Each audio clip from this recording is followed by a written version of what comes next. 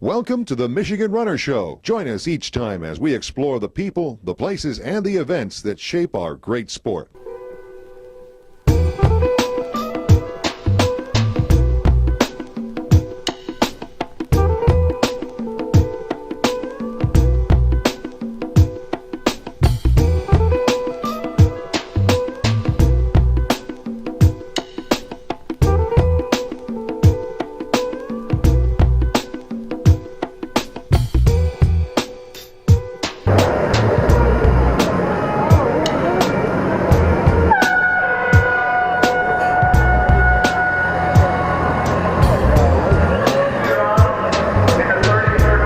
Seven-time Riverbank Run champion Greg Meyer is now the longtime elite athlete coordinator here at the 33rd run. We had quite an American finish.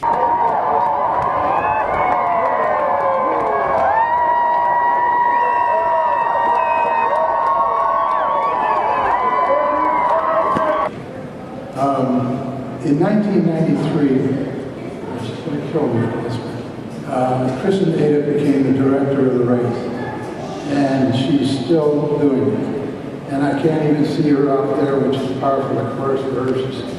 She stays out of the limelight. But I'm going to tell you something, because unbeknownst to you, next year, the year 2013, is her 20th year. And I think we'll be doing some celebrating too. So she brought some continuity to the race. People like Greg Meyer, seven-time winner of the race, has just stayed with it in so many ways. I look out in the audience, I see a number, particularly people from now Fifth Third Bank, and I think have been there from the beginning.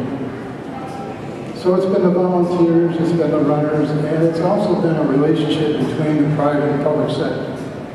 We couldn't have done what we've done without the help of the public sector. And here, representing the city of Grand Rapids, is Walt Gutowski, Commissioner. Thank you, Mr. Allen.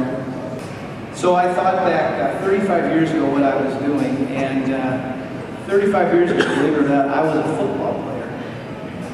Only problem was I weighed 85 pounds soaking wet, and I was a quarterback for St. Anthony's School.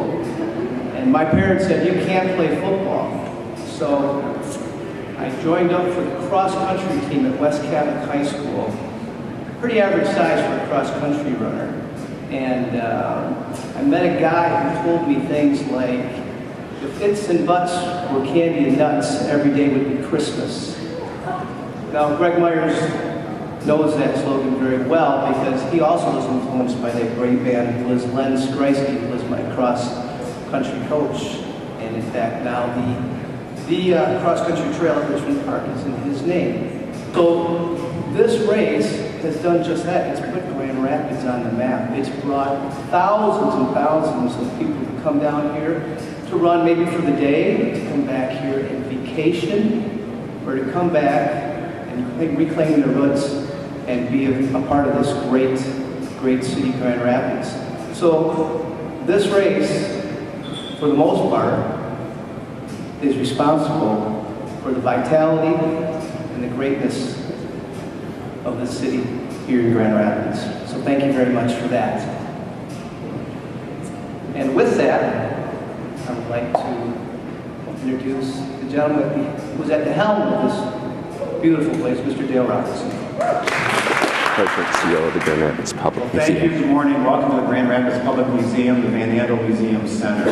Our host for the I have to say, a press lot conference. of what I was going to say just went out the window. After hearing the words of Marty and Mary and Walt, and really what I think, as impressive as each one of them are, really kind of is the story of the Riverbank Run itself.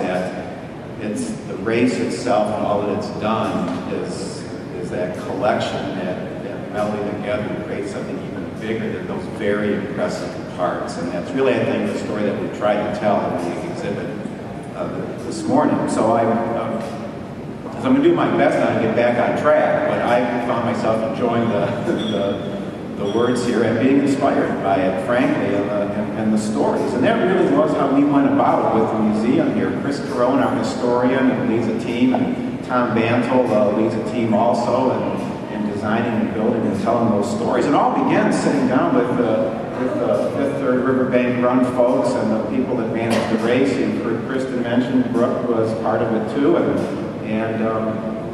you say, okay, we need to start someplace, and where do you start? And let's gather the facts. And begin to gather the facts was, let's see what they've got. And we're a collections-based institution. Stories are told through objects. As humans, we like those. We like to interact with them. They have meaning. And so found out what they had. And then we knew there were some things that we hoped that somebody had. And then you have to have a plan. There's plan A, and then there's plan B, right? If you can't find the things that you're hoping to have. So one of them was running shoes from 1978.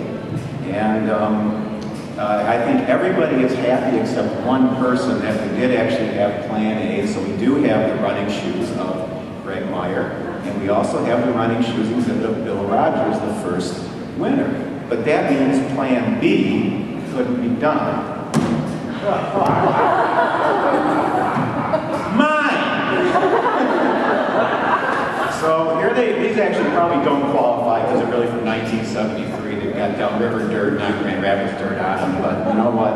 Darn. But it's a good thing some people are pack rats like me, so we are very happy to have Greg's shoes in there and say, and Bill Rogers' shoes.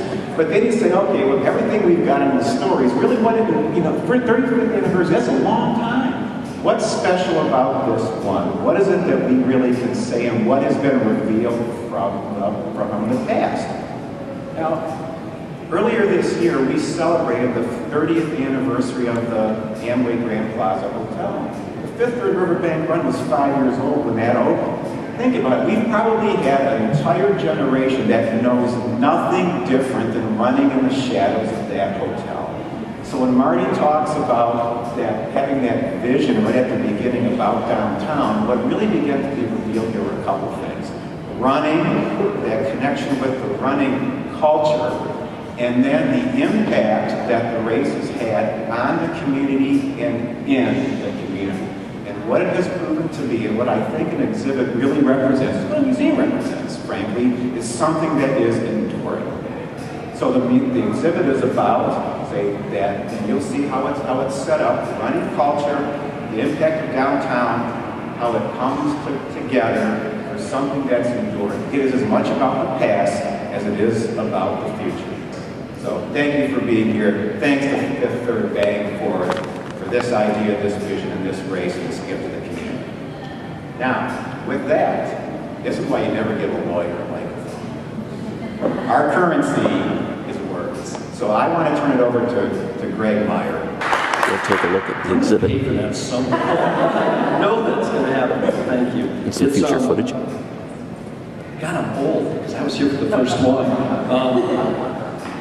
Kristen allowed me to take a moment though to reflect a little bit because I have been around this thing for 35 years. And it's funny, when I come into work in the morning, I'll listen to the sports radio and I keep hearing Bill Rogers' voice. He haunts me yet because he kicked my butt that first year. It's incredible how this has changed. And everybody's talked about the impact that it's had on the community, the downtown. One of the things that I think we overlook, and it's a big thing to me and it's a big thing to, I think, those who have participated, it's the relationships that are built through this race over the years. Marty Allen has become just a wonderful friend. I can't tell you how important he has been to the things that I've been able to accomplish away from running. Kristen Ada, all the people involved with the race. I can't tell you how important they are to each other and to the runners in general. But take that another step. 35 years ago, if you went to John Ball Park on a Saturday morning at 8 o'clock, you'd find an empty parking lot. Year-round, you go to John Ball Park at 8 o'clock now, and there's 200 people showing up to run together. Relationships all over this community, Rockford, Southwood, it doesn't matter. People get together and they run. They become part of a community, a subset of the community that is about fitness and health, and it's changed the way we think. Look at the cycling group that's around town now. There's all these components that have all sprang out because of this race. It was the seed that changed things. And I can't tell you how important that is to me. It's winning races, everybody wins something somewhere along the line. I mean, I keep buying lottery tickets, haven't done that yet. But the thing that lasts forever, the enduring part of this, is our relationships. And to have Bill Rogers coming back this year for our 35th, Bill Rogers and I have remained very close friends. I'll see him this weekend, actually, as I travel down to Houston to try to recruit some of the elite athletes off of the Olympic trials that are going on this weekend. As all of you, and I'll get into the race now, as all of you know, this is an Olympic year, which is very exciting for the Olympics. Makes it a real bugger of a challenge to recruit for here, because everybody's focus tends to be on the Olympic trials, either the marathon or later this spring, the track and field trials. So it makes it a little bit more challenging for us. On a positive side, though, we already have a commitment from Molly Prince to come back, the defending women's champion. I think there's a really good chance that Fernanda Cabada will be coming back, and we're going to build a pretty good field. I have no doubt about that. And I hope to cherry pick at least a few of the winners of the Olympic, or finishers in the Olympic trial marathon this weekend, because if they make the team, the Riverbank Run fits in perfectly, I think, to training for the games later in August. It's a great stepping stone. So that's where we're at with, in terms of trying to recruit the Americans. On the international side, we've tweaked the prize money just slightly, increased it a little bit to make it a little bit more attractive for some of our top international people to come back. We've been very focused on the U.S. Championships for a number of years, and I don't want to ignore the international field that's been so important to the Riverbank Run. It gives us international exposure. In fact, 2 years ago, I think we were ranked the #1 25K competitively in the world for women and #2 for men. That's pretty good. So the prize money's been changed just slightly. The other thing I'd like to do is congratulate all of those runners who are going to be running their 35th Riverbank Run. If any of you have ever run, think about even trying to run 35 days in a row. But imagine just staying healthy enough for 35 years to toe that line is incredible to me. And it's not just about an athletic accomplishment, it's a passion that they have for this race. And that ties back into the volunteers, it ties back into Fifth Third and the type of sponsorship that they provide. It's the experience that this race gives that keeps these people coming back. It's the reason why there's 20,000 people plus that are showing up down here. But 35 years in a row, it's incredible. That is an athletic accomplishment in itself, staying healthy. And some of these people have run this thing when they're not healthy. They shouldn't have been here, but they won't give up their streak. That is just one incredible, to me, feat, and I really want to congratulate all of them. On the website in your package, you'll see that there's also been a number of enhancements to the race. This year being the 35th anniversary, every 35th runner will receive a duffel bag, much like the first year's bag, which is going to be, that's pretty cool. I can see now people will be counting what place they're in.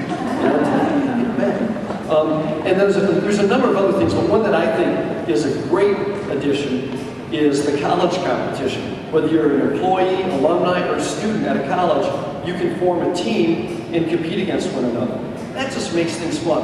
And again, when you look at the success of the race and how it keeps growing, like an athlete, if you don't get better, somebody passes you. Kristen Native, her staff, the bank, are always thinking of what can we do better, what can we do different. And that's why there's always excitement around this race. And I want to congratulate Kristen and everybody at Fifth Third Bank for all they do to keep this thing growing. It's just a wonderful thing.